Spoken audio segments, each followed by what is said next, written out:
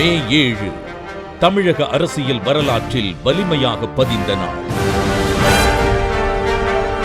2021 மே 7 அன்று நம் மாண்புமிகு முதலமைச்சர் ஆட்சி பொறுப்பேற்றார்.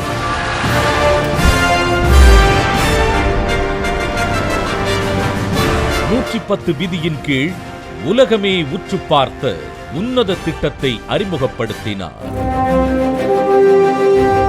பள்ளி குழந்தைகளுக்கு காலை உணவு திட்டம். அனைத்து பள்ளி நாட்களிலும் காலை வேளையில் சத்தான சிற்றுண்டி வழங்கப்படும்.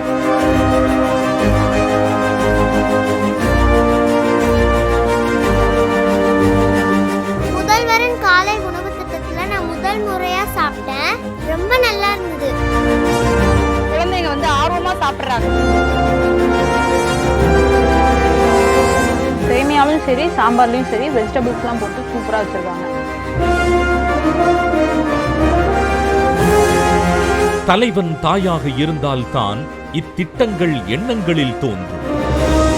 நம் முதல்வர் தாயுமானவர் அல்லவா?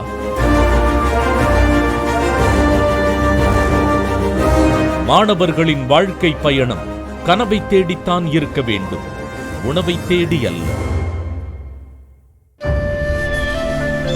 நகர மற்றும் கிராம பகுதிகளில் பயிலும் மாணவர்கள் பள்ளிக்கு செல்லும் தூரம் மற்றும் குடும்ப சூழ்நிலை காரணமாக ஒட்டிய வயிறும் சோர்ந்த உடலுமாய் பாடம் பயில்கின்றனர் என்பதை முதல்வர் அறிந்தார்.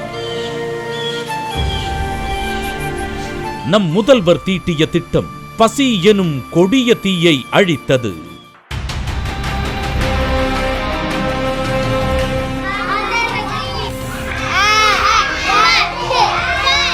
முதல்வர் உணவை மட்டும் ஊட்டவில்லை, ஊட்டச்சத்தோடு ஊட்டினார்.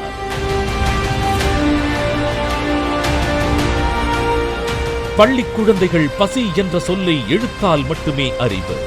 கரண்டி பிடித்த தாய்மார்களின் கைகள் சிறிது ஓய்வெடுக்கும். நல்ல திருப்தியா சாப்பிட்டுட்டு கிளாஸ்க்குள்ள வர்றதுனால அவங்க நல்ல பாடத்தை கவனிக்காங்க.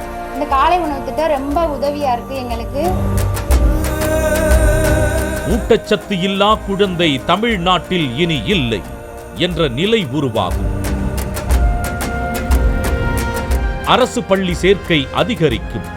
இத்தனை பலனும் ஒரே திட்டத்தால். அண்டை மாநிலம் மட்டுமல்ல, வளர்ந்த நாடுகளான இங்கிலாந்தும் கனடாவும் நம் முதல்வரின் உன்னத திட்டத்தை செயல்படுத்துகிறது.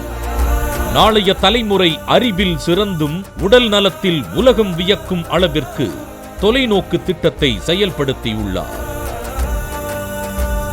31,008 அரசு தொடக்கப் பள்ளியில் 18,50,000 மாணவர்கள் பயன்பெறும் இத்திட்டம் இன்று ஊரக பகுதிகளில் செயல்படும் அரசு உதவி பெறும் பள்ளிகளுக்கும் விரிவாக்கம்.